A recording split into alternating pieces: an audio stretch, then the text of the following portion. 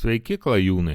Šiandien užsukime vėlgi mūsų mylimą sostinę Vilnių, nes ne visas dar paslaptis išgvildentos ir atsiranda vis naujų, todėl norisi dar kartą pažiūrėti į mūsų senojo žilojo miesto istoriją. Šios visuotinės internizacijos laikais vis daugiau iškyla senų nuotraukų, kurios būdavo neįtrauktas galbūt į mums prieinamas knygas, na ir kurios iškėlė naujus klausimus, kaipgi iš tikro tas Vilnius atrodė galbūt ne visai taip, kaip mes įsivaizduojame dabar.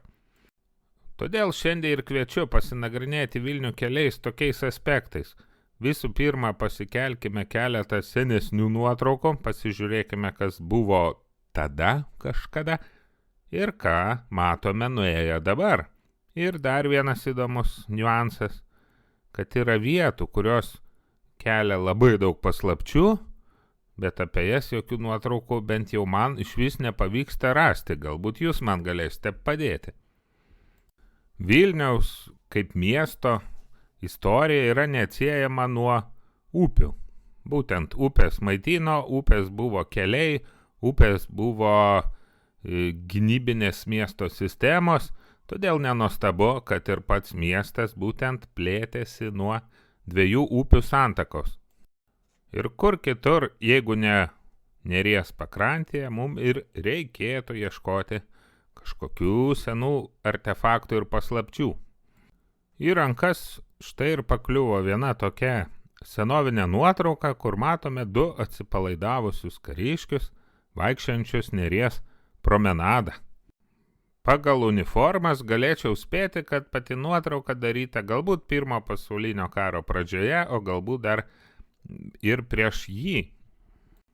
Ir netgi visai nesunkiai pavyksta šią vietą identifikuoti. Pagal namą dešinėje, aišku, kad tai yra Vileišio gatvė, nes tas namas stovi iki šiol.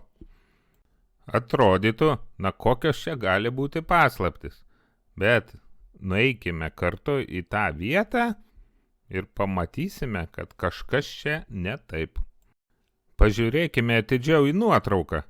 Aiškiai matosi, kad namas 2 aukštų ir dar turi cokolinį aukštą, na beveik kaip 3. O dabar kas? Dabargi, praktiškai nuo gatvės galima įlipti į 2 aukšto balkoną. 2 aukštas tapo sulig gatvės lygiu, o 1 tiek prasmego, kad net įėjimą užmūryti reikėjo, nes jis nebefunkcionuoja. Cokolinio aukšto iš viso neliko. Apėjus namą matosi, kad jis tiesiog atsidūrė duobėje. Na, sakysite, kultūrinis sluoksnis. Taip, bet kokiu greičiu auga kultūrinis sluoksnis, jeigu praėjo vos daugiau nei 100 metis ir paviršiaus lygis pakilo 3-4 metrus.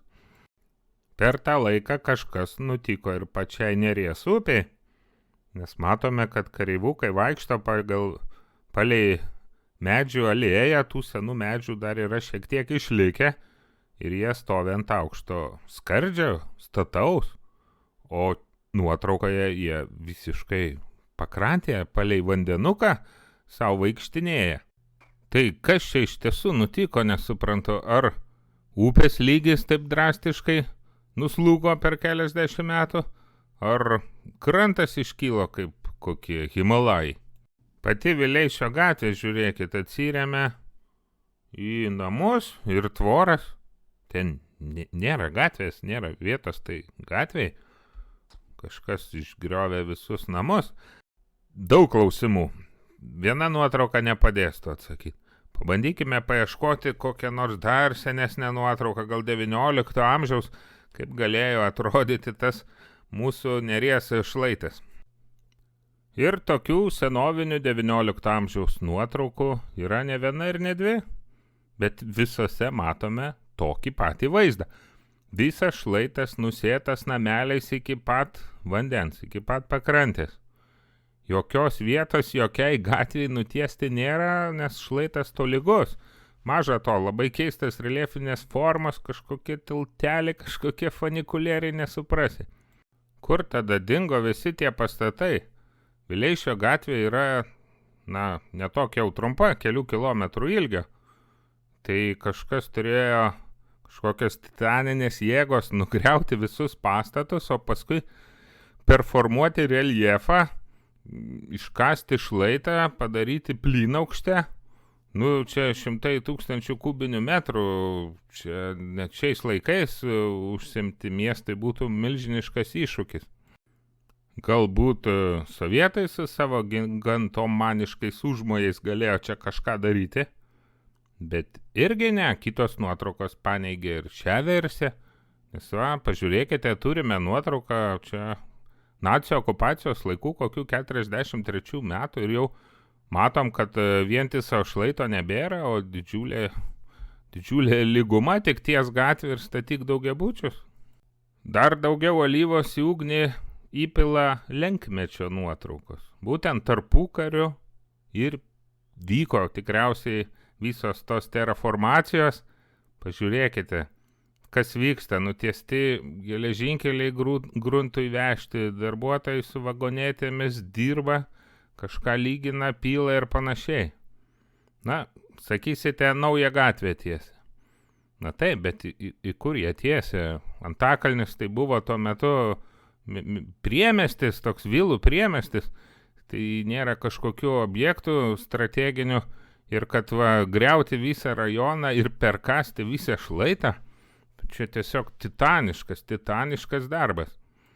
Ir jeigu manote, kad šitie darbai vyko lokaliai, tik Antakalny kažkokiam mažam ruože, tai turiu jūs nuvilti, nes panašu, visas Vilnius buvo performuojamas. Pažiūrėkite, kokia keista nuotrauka. Čia matyt daryta iš Žvėryno pusės, kitoj pusėje šlaitai, gal link Čiurlionio gatvės, kas nors gal padės tiksliau lokalizuoti, bet aiškiai matosi, kad šita Žvėryno pakrantė irgi buvo formuojama ir kažkas tą infrastruktūrai nutiko, ar atominė bomba, ar kažkoks mega tsunamis sunaikino visus geležinkelio bėgius, kažkokie tiltukai sugriuvę ir panašiai. Įdomiausia, kad dabar nuvykę ir vaikščiodami Žvėryno pakrantėje, mes negalime atsekti nieko, kas ten buvo daroma. Tiesiog paprasta užžėlusi pakrantė. Žolės, lyguma, nesimato jokių nei gatvių, nei pastatų, nei infrastruktūrų, nieko. Kas čia buvo daroma, kad net geležinkeliai buvo nutiesti?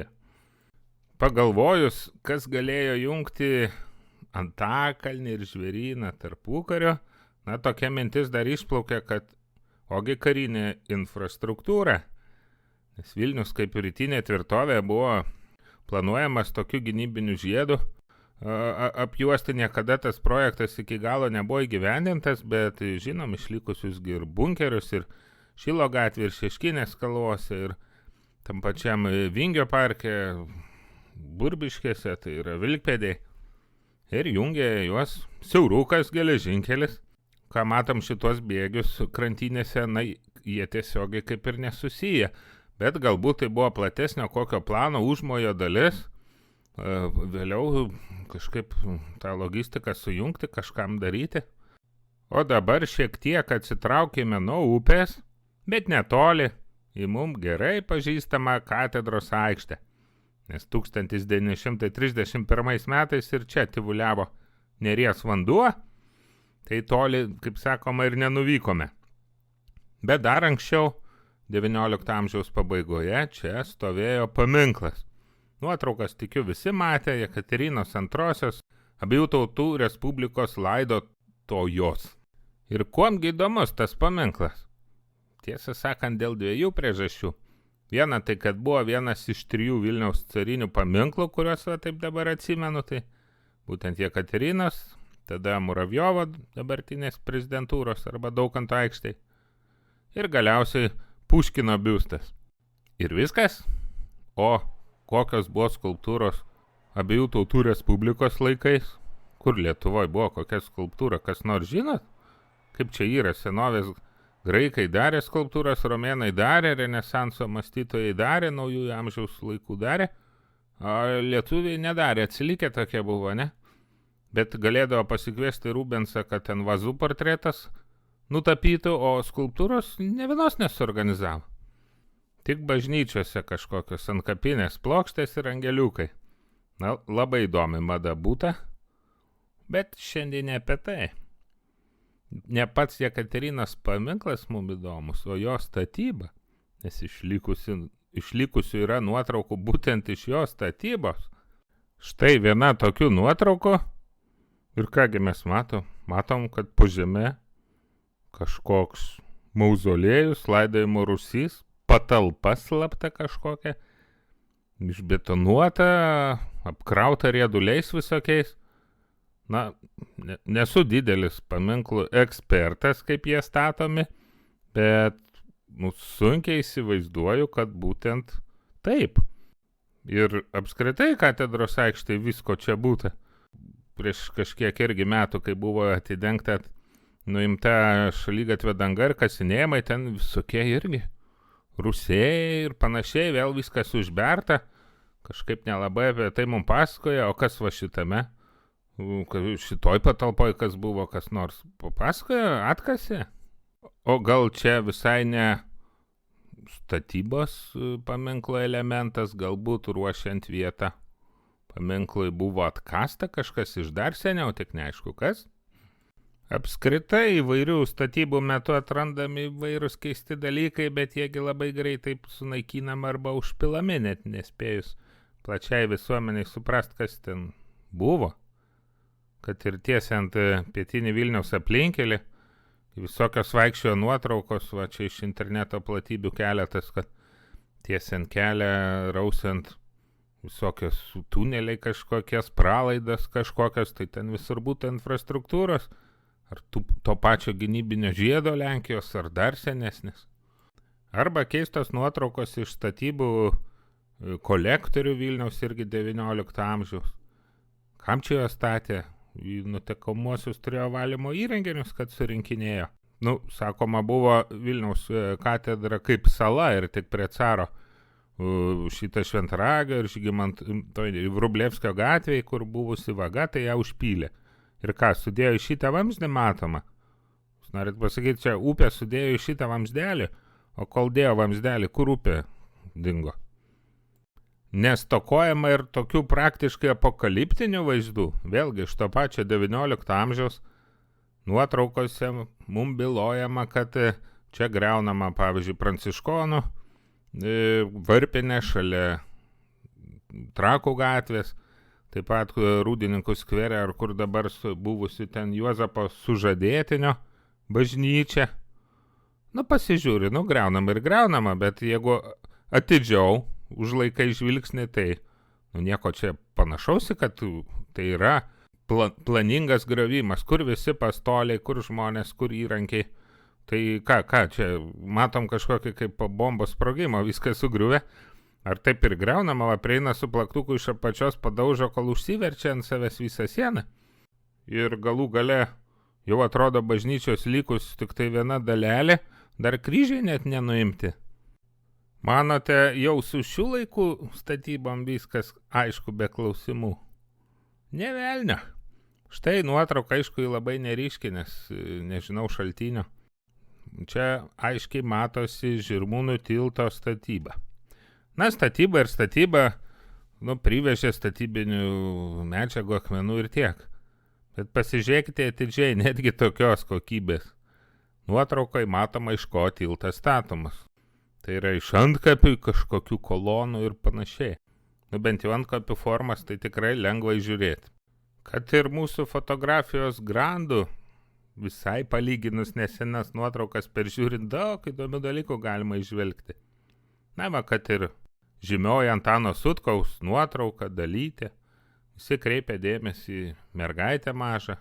Jūs atkreipkite dėmesį į duris.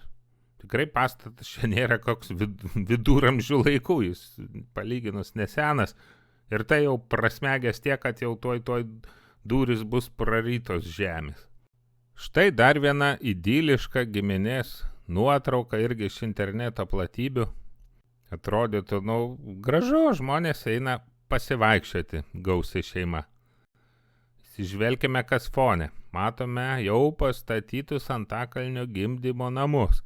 Tai nuotrauka daryta, jau po 60 kažkada. Niekas nekrenta į ją. Nieko nėra, ne vieno medžio, ne vieno krūmo, velėnos netgi nėra. Atrodo, kad čia kažkoks stepių gaisras praėjęs. Pabandykime dabar šią vietą surasti. Nepaisant to, kad statybos tiek daugiabučių, tiek garažų jau įsiveržė gilin į Sapieginės kalvas, vis tiek atrodo, kad įžengėme į džiunglės.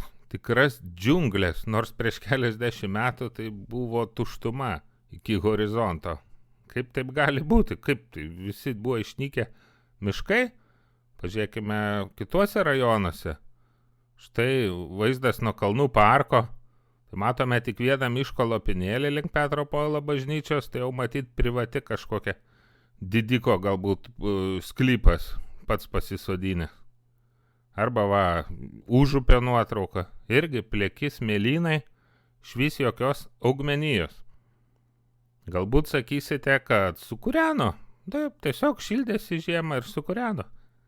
Bet žiemą šildėsi šimtmečiais, jeigu būtų viską aplink sukūrenę, tai jau būtų seniai išnykęs tas miestas ir išmiręs, bet kažkodėl neišmirė. Netgi atsimenu tokį, skaičiau atsiminimą iš Vilniaus didžiojo geto, kad tėvai vaikus vedė prie vienintelio gete, kur didelę teritoriją senamiesčio užėmė, medžio, kad parodyti, kaip atrodo medis. Įsivaizduojate? Vienas medis didžiulėje senamiesčio dalyje. Tai kaip stebuklą rodė. O dabar pasižiūrėkime į vietas, kurios mums kaip ir žinomos, bet neįmanoma rasti jokių senovinių nuotraukų, nors objektai seni. Kalbėjau apie Vilniaus gynybinį žiedą, apie siauruką. Iki jo statybos Vilniui buvo tik 2 tiltai. Tai yra žalesis ir senasis, kaip dabar vadinam senasis, tuo metu naujas buvo Žvėryno tiltas. Ir iškart statomi 2 nauji infrastruktūros objektai, 2 tiltai, tai 100% padaugėja tiltų Vilniuje, atrodo įvykis. Dabar parodykit man nors vieną nuotrauką nuo 30 metų, kai buvo nutiestas tas geležinkelis iki 44, kai bent jau Šilo tiltas buvo susprogdintas esesininkų. Kur tos nuotraukos? Kur tie garvežiai, kur tie traukiniai? Galų gale, kur bėgių bent nuotraukos? Sakysite, kariniai objektai, tai slaptos. Ne, sustokime čia, sustokime. Vilniaus Konkė, o paskui Pigulka kur kas seniau kursavo negu šita geležinkelio sistema ir vis tiek pakliūvė į daugelį kadrų. Tarpukariu tai nebuvo čia kažkoks jau raketų mokslas turėti fotoaparatą ir tiesiog einant su šeima pasivaikščiant, kad nepakliūtų į kadrą ir nėra nieko. Toks vaizdas, kad pastatė kažką butaforinio. Va, kad ir šita nuotrauka irgi Šilo geležinkelio tilto, ar ne? Ką mes matome? Matome, va, visiškai naujas paklotas medinis, jau pozuoja kažkas. Matome ir vėžę tą siauruko labai siaurą 60 cm. Bet prieigose nieko nėra. Nėra juk privažiavimo prie to tilto, kitoj pusėje tilto irgi, nes kur ta linija geležinkelio eina, toliau nieko nėra. Jokios infrastruktūros. Kažkokia mist. Na gerai, prie siaurojo geležinkelio mes dar sugrįšim, nes jis, tiesą sakant, daugiau paslapčių slepia, čia trumpai neaptarsim. Bet užsukime dar į Žirmūnus, į vadinamą žiemos uostą. Iš pirmo žvilgsnio atrodytų, na kas čia keisto. Na, užutekis dirbtinai iškastas, kad turėtų žiemą kur laivai peržiemoti. Nu gerai, atrodo logiška, kol nepradedam kelti klausimų, kada jis iškastas. Pasirodo nelabai aišku kada, nes nėra jokių dokumentų, kas užsakovas, savivaldybė, ne, magistratas lenkmečio, ne. Kažkas privatininkai sugalvojo išsikasi. Nieko nesuderinę, neišlikę jokių dokumentų, net datų 25, 27 rašo. Nu gerai, patikėkim, tada klausimas tiesiai į kaktą. O kur iki tol žiemodavo laivai? Ledonešiai visada buvo. Sakysite, nelabai kas naudojosi upe? Dar kaip naudojosi ir garlaiviai jau nuo 19 amžiaus upę plaukiojo. O Lietuvos didžiosios kunigaikštystės laikais šalia Lukiškių buvo netgi prekybinis uostas. Tai reiškia, tai nebuvo, kad tik valtimis irklavosi, kur lengva į krantą žiemą ištraukti. Kažkur turėjo žiemoti tie laivai, bet jokių rimtesnių užutekių mes Vilniuje nerandame, tik tai šį, kuris, sako, labai nesenas. Dar įdomiau pasidaro apsidairius po uosto teritoriją, nes visai šalia kažkokie griuvėsiai, pastatų, angarų. Bandom keltis knygas, ieškot, kas čia buvo. Sako, čia tokie kaip dokai, čia kaip laivų remonto dirbtuvės. Tai tada sovietmečiu, kai jau rimti garlaiviai pradėjo plaukioti, tai tuo labiau jas turėjo būti naudojamos, bet jos griuvo, kol dabar galutinai sugriuvo. Ir užeikime į vidų, pasidairykime po teritoriją. Čia kažkokiem jau labai ypatingiam laivam, nors tarpukariu buvo maži garlaiviukai. Ir kaip jos čia atvilkdavo, sakykim. Bet vis tiek kirba mintis, kad tokius angarus didžiulėmis tokiomis užstumiamomis durimis tai kažkur matęs. Pabandau pasigūglinti ir akurat. Esu matęs, tai yra dirižablių angarai. Pasaulyje tokius angarus naudodavo dirižabliam laikyti. Gal dėl to ir neišlikė jokių dokumentų, kad čia buvo koks karinis oro uostas, pavadinkim, toks dirižablių, arba bent jau kūriamas, nes kam statyti infrastruktūrą, kurios nelabai kas naudoja vėliau. Na ir galų gale tų klausimų niekada čia nieks neatsakys, nes jau yra suderinti projektai ir čia atsiras daugiabučių kvartalas. Na tai dar vienas istorijos reliktas, liks tik nuotraukose ir šiame video. Tai štai toks netradicinis, toks pusiau virtualus pasivaikščiojimas šį kartą gavosi po Vilnių mums. Na, tikiuosi, kai ką ir naujo sužinojote, kažkiek smalsumą patenkinote, o galbūt iškart visus atsakymus žinote. Na, aš tai nežinau, bet nieks nėra tobulas. Tai ką, kitose susitikimuose rasim ką nors naujo ir įdomaus. Iki.